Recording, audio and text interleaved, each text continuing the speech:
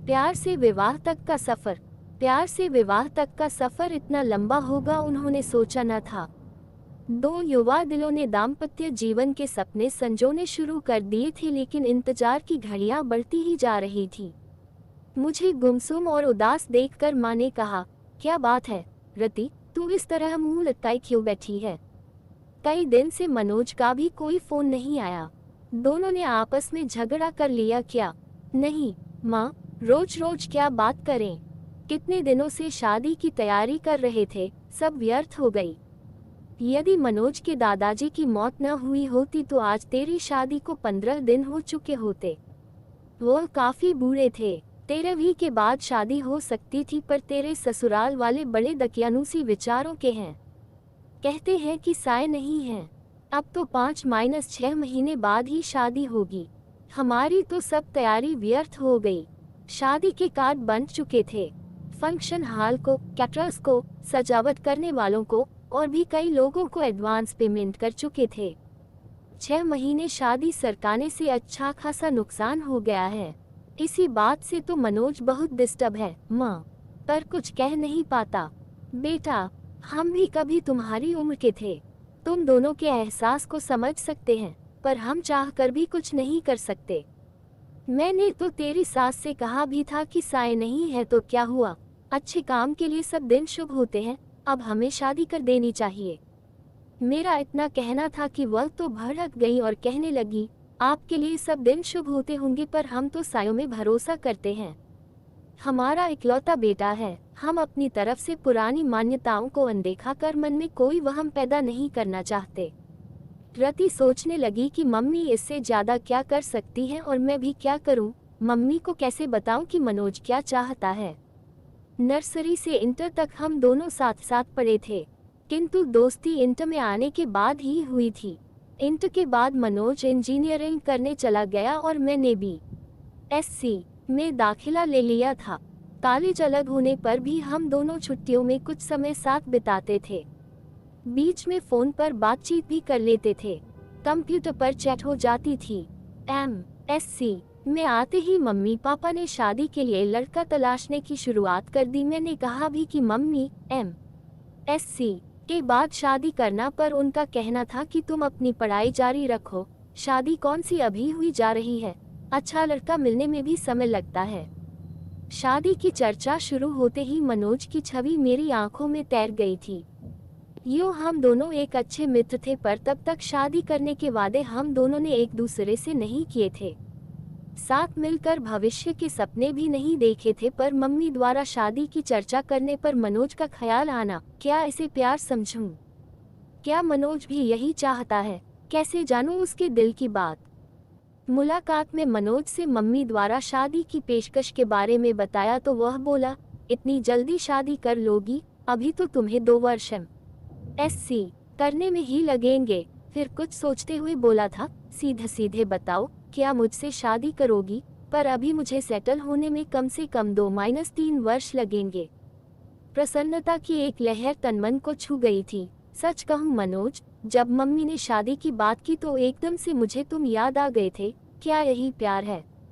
मैं समझता हूँ यही प्यार है। देखो, जो बात अब तक नहीं कह सका था, तुम्हारी शादी की बात उठते ही मेरे मुंह पर आ गई और मैंने तुम्हें प्रपोज कर डाला।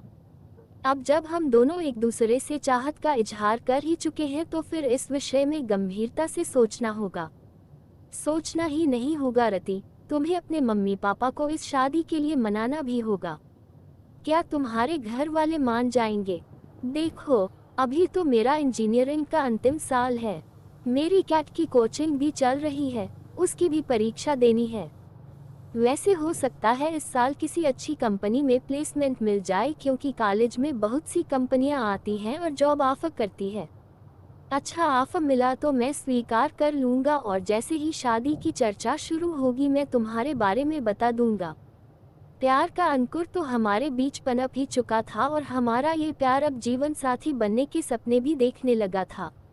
अब इसका जिक्र अपने अपने घर में करना जरूरी हो गया था। मैंने मम्मी को मनोज के बारे में बताया तो वह बोली, वह अपनी जाति का नहीं है। ये कैसे हो सकता है? तेरे पापा तो बिल्कुल नहीं मानेंगे। क्या मनोज के माता पिता तैयार हैं? अभी तो इस बारे में उसके घर वाले कुछ नहीं जानते। फाइनल परीक्षा होने तक मनोज को किसी अच्छी कंपनी में जॉब का ऑफर मिल जाएगा और रिजल्ट आते ही वह कंपनी ज्वाइन कर लेगा। उसके बाद ही वह अपने मम्मी पापा से बात करेगा। क्या जरूरी है कि वह मान ही जाएंगे?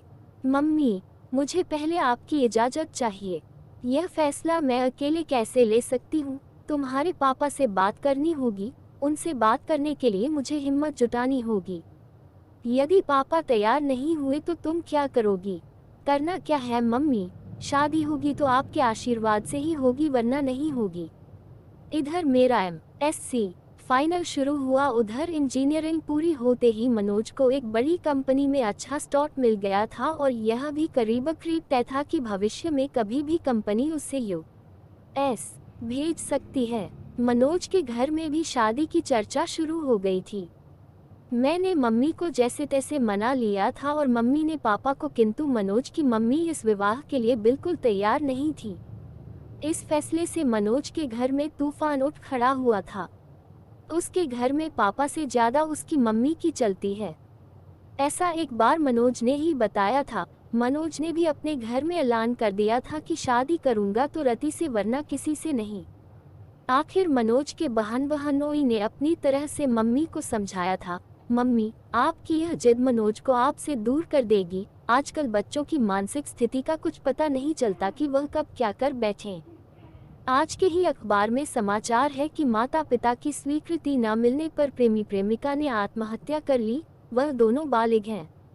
मनोज अच्छा कमा रहा है। वह चाहता तो अदालत में शादी कर सकता था, पर उसने ऐसा नहीं किया और आपकी स्वीकृति का इंतजार कर रहा है। अब फैसला आपको करना है।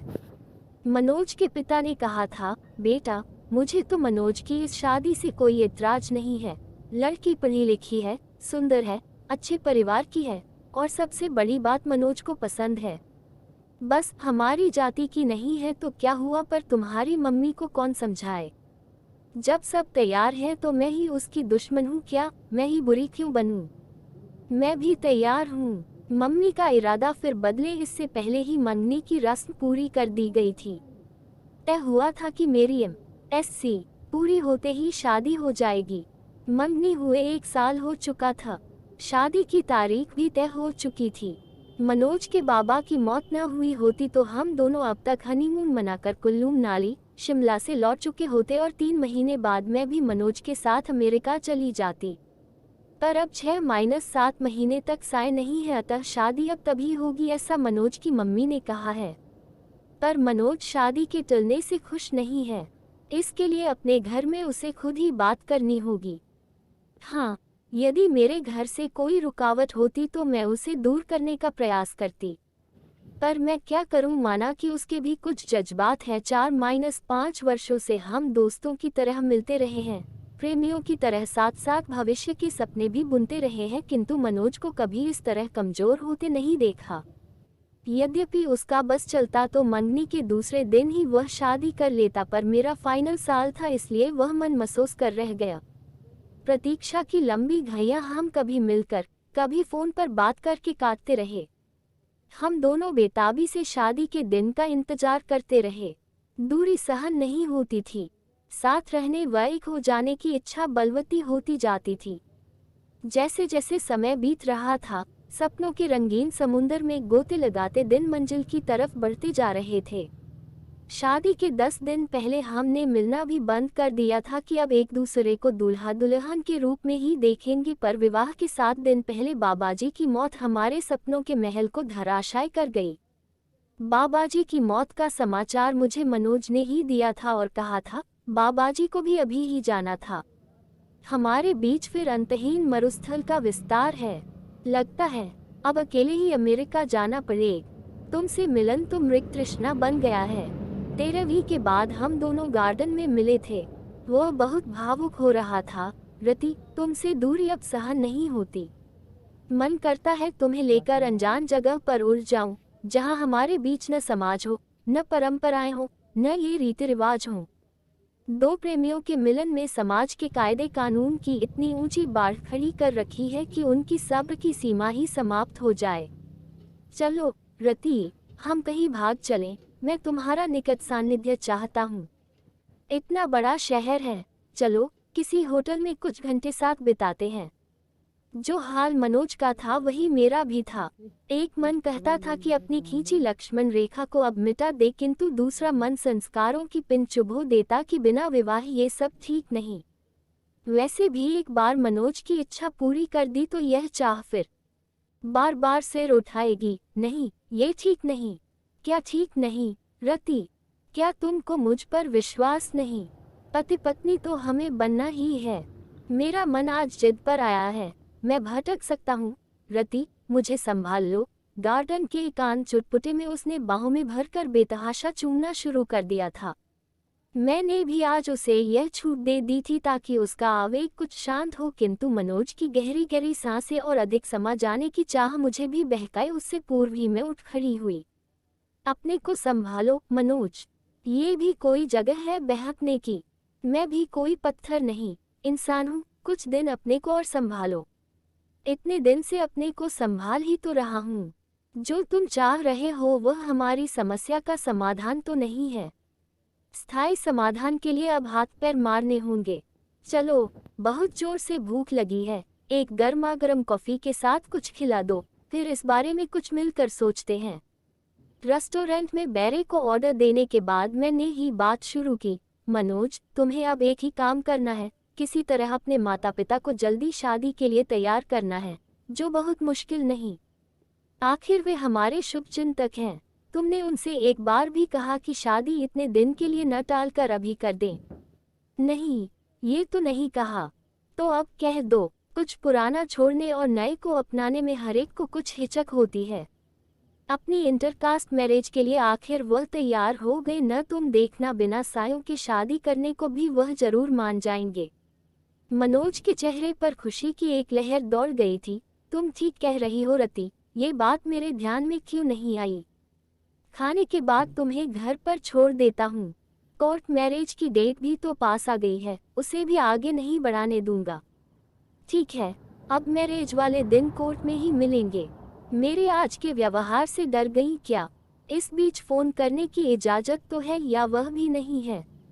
चलो, फोन करने की इजाजत दे देते हैं। रजिस्ट्रार के ऑफिस में मैरिज की फॉर्मेलिटी पूरी होने के बाद हम दोनों अपने परिवार के साथ बाहर आए तो मनोज के जीजाजी ने कहा, मनोज, अब तुम दोनों की शादी पर कानून की मुहर लग गई है। रति अब तुम्हारी हुई। ए जमाई बाबू, ये इंडिया है, वह तो वीजा के लिए ये सब करना पड़ा है, वरना इसे हम शादी नहीं मानते।